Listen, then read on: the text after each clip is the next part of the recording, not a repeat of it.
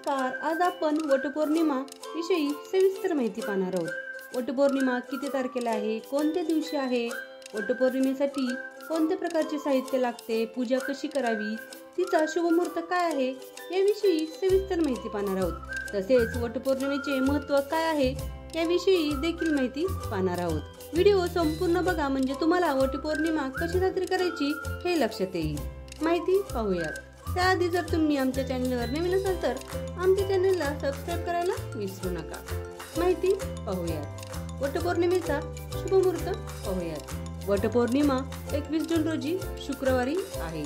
वटपौर्णिमेचा शुभमुहूर्त 7:31 सुरू होईल, तर 22 जून रोजी सकाळी 6:37 समाप्त होईल. म्हणजेच 21 जून 2024 रोजी वटपौर्णिमा साजरी केली जाईल. आता आपण वटपौर्णिमेसाठी लागणारे साहित्य पाहूयात. तुम्ही सगळ्यात आधी एक ताट घ्या आणि त्या ताटात एक पाण्याने भरलेला तांब्या ठेवा. त्यानंतर फुलं, हळद, कुंकू, 2 विड्याची पानं, कापसाचे वस्त्र, दिवा, कापूर, अगरबत्ती अशा प्रकारचे साहित्य ठेवा. ओटी भरण्यासाठी खारीक, खोबरं, हळकुंड, सुपारी, बदाम, एक छोटं वस्त्र आणि 7 फेरी घालण्यासाठी धागा घ्या. तसेच कोणत्याही प्रकारची 5 फळे घ्या. तुम्हाला जर 5 प्रकारची फळं नाहीत मिळाली तर या मोसमात आंबे खूप असतात, तर तुम्ही आंबे देखील घेऊ शकता. अशा प्रकारे आहे वटपौर्णिमेसाठी लागणारे साहित्य.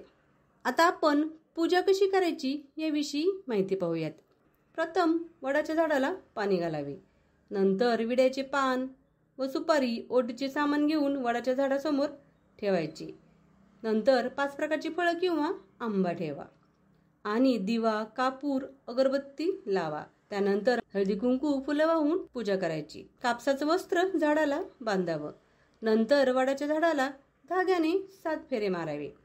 मनोभावे प्रार्थना करून सर्व स्त्रियांना हळदी कुंकू लावावे. अशा प्रकारे तुम्ही वडाच्या झाडाची पूजा करू शकता. आता आपण वटसावित्री व्रताचे धार्मिक महत्त्व काय आहे याविषयी माहिती पाहणार आहोत. आता आपण वटसावित्रीच्या व्रताचे महत्त्व काय आहे ते पाहूयात. पतीच्या दीर्घायुष्यासाठी पत्नी वटसावित्रीचे व्रत ठेवते. धार्मिक मान्यतेनुसार हे व्रत केल्याने पतीच्या सर्व अडचणी दूर होतात.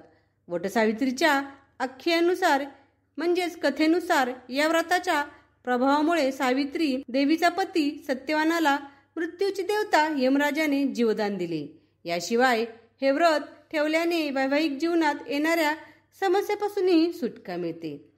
वटवृक्षाच्या खोडात विष्णू तर मुळात ब्रह्मा आणि फांद्यात शिव विराजमान आहेत. वडाच्या झाडाच्या बऱ्याच फांद्यांना पारंब्या असतात. यालाच सावित्री मातेचं रूप मानलं गेलं आहे. त्यामुळे वटवृक्षाची पूजा केल्याने देवाचे आशीर्वाद लाभतात असं मानलं जातं. मनातील इच्छा पूर्ण होतात. संतान प्राप्तीसाठी देखील अनेक स्त्रिया वडाच्या झाडाची पूजा करतात. वडाच्या झाडाचे आयुष्य हे अखंड असते. ज्येष्ठ महिन्यातील पौर्णिमा तिथीला वटवृक्षाच्या सावलीत देवी सावित्रीने आपल्या पतीला पुनर्जीवन मिळवून दिले होते. या दिवसापासून वटवृक्षाची पूजा केली जाऊ लागली. पिंपळाच्या झाडाला देखील विष्णुदेवाचे प्रतीक मानले जाते. तसंच वटवृक्षाला शिवशंकराचं प्रतीक मानलं जातं. या वृक्षाची पूजा करणं म्हणजेच शंकराची पूजा करण्यासारखंच आहे. अशा प्रकारे आहे वटवृक्षाच्या पूजेमागचे धार्मिक महत्त्व. असेच नवीन व्हिडिओ पाहण्यासाठी आमच्या चॅनेलला लाईक व सबस्क्राईब करायला विसरू नका. धन्यवाद.